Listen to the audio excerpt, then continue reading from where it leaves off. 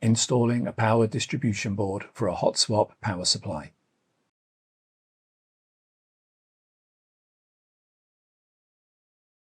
Lay the server on its side for easier operation. Hold the power distribution board by its edges and then align the slots on the board with the 4 tabs on the power supply cage. Slide the power distribution board into the power supply cage until it clicks into place. Connect the power cables to the power distribution board and then route the cables and secure them with the cable clips.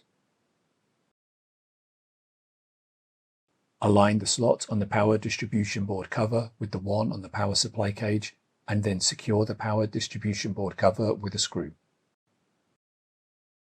Reinstall the hot swap redundant power supplies.